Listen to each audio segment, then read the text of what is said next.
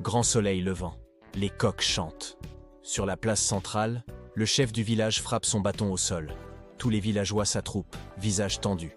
Chef du village, voix grave. L'argent de la caisse commune a disparu. Cet argent était pour réparer le puits avant la saison sèche. Gros plan, la boîte en bois vide dans ses mains. Les villageois commencent à murmurer. Certains se regardent avec méfiance, d'autres chuchotent des noms, les premiers soupçons. Plan panoramique. Le chef du village désigne 3 suspects. Moussa, le jeune commerçant ambitieux, villageoise, murmurant à sa voisine. « Il voulait acheter une moto, il a dû craquer !»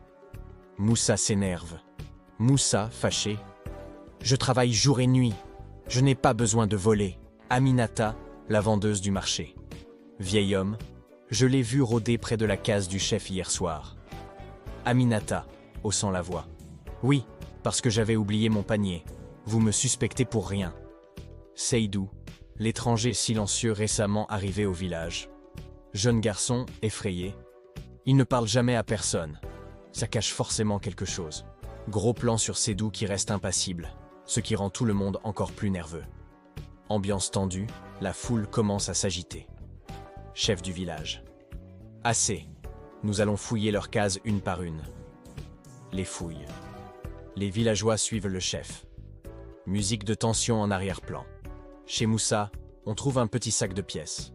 Moussa, désespéré. Ce sont mes économies. J'ai vendu 3 sacs de maïs hier. Demandez au marché. Quelques villageois confirment, mais certains restent méfiants. Chez Aminata, on découvre un foulard rouge coincé dans la palissade près de la case du chef.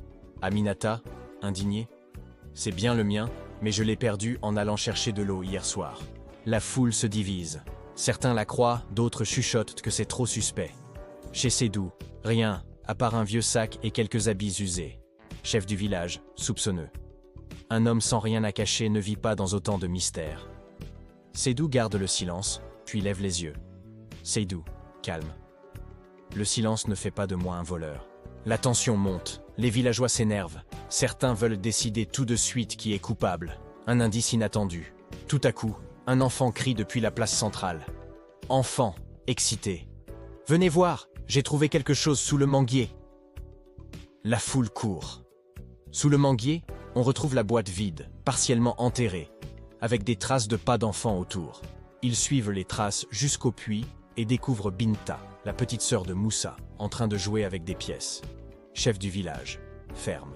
« Binta, où as-tu trouvé cet argent ?» Binta, timide. « Dans la case du chef, je voulais acheter des bonbons. » Silence complet. Moussa baisse la tête. Moussa, émotionné. Elle ne savait pas ce qu'elle faisait. « Je réparerai le puits avec mon argent si vous me pardonnez. » Résolution. Ou presque. Le chef soupire, adoucit son ton. Chef du village. Que cela nous serve de leçon. Dans ce village, la confiance est notre plus grande richesse. Les villageois se dispersent, certains rassurés, d'autres encore méfiants. Dernier frisson. La caméra reste sur Seydou à l'écart. Il sourit légèrement, sort une petite pièce identique à celle volée, puis la cache dans sa poche avant de s'éloigner lentement. Et si le vrai coupable n'avait pas encore été découvert? Noir écran, fin avec suspense. Alors, avez-vous adoré cette histoire? Si oui, abonnez-vous, likez et laissez vos impressions en commentaire. Et surtout, n'oubliez pas de partager pour vos amis et proches. Trouve le coupable,